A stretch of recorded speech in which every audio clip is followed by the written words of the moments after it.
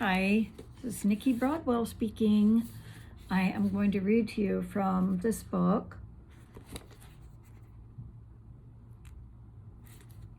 It is a dystopian novel that I wrote, I think in 2019, 2018. The epigraph is, "We have met the enemy and he is us." Pogo Possum. Maybe many of you have not heard of Pogo Possum, but he was very popular back in, I don't even know, 50s, 60s, and for a long time after, and maybe still. Anyway, I think I'll just read to you from the prologue a little bit, and so it'll give you an idea what the book is about. And then you can decide if you're interested enough to go pick it up on Amazon under Nikki Broadwell. I also have a website, which is www.nikkibroadwellauthor.com, and the book is listed there as well. Anyhow, I'll read a little bit.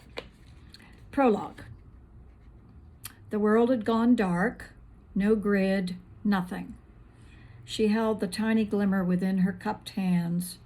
She was the last keeper of the light. I have a call coming in, which I'm going to not take. Sandal's hair was gray now and hung in tangles down her back.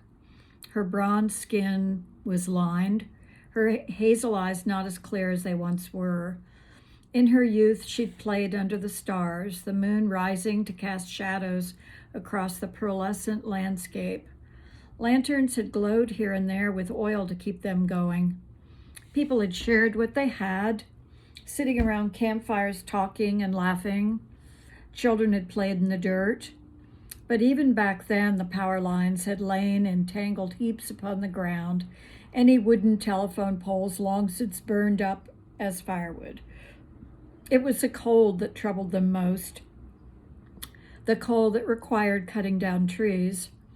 The trees were too important for cleaning the polluted air and providing food to be used in this way.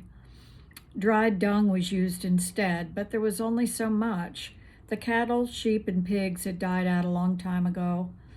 Chickens had flown the coops and had been rounded up and eaten. No one thought to keep them to use for eggs. Greed was the driving force for what happened. Money had taken the place of any decency or caring. But now oil had run out, corporations failing one by one. Rusted hulks of abandoned cars along roadways had all but disappeared under a heavy layer of slimy green, at least what was left of them.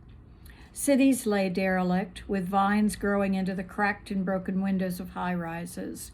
Monster storms and earthquakes had toppled many of them. Millions of people had died from starvation or one of the many diseases brought by unclean drinking water and pollution. Radiation sickness was a part of it. Tribal instincts had taken over, the smarter ones prevailing in a world gone mad. Being smart was not what kept Sandal going. It was more devotional than anything else. The one thing she managed to hang on to from childhood had become the only thing that kept her going. She knew if anyone found out her secret, she would be dead in a pool of her own blood. Her ability to forge something new gone forever. And so she stayed out of sight, searching for the answer to what her final mission might be. No one had told her how to do this. The future of the planet had literally been placed in her hands. What she cradled close to her body was magic, and magic didn't exist. If you liked this reading, please check out my page on Amazon under Nikki Broadwell, or go to my website. I've written 25 books, and this is one of the really good ones. So I hope you take a look and check it out. Thank you so much for listening. Bye-bye.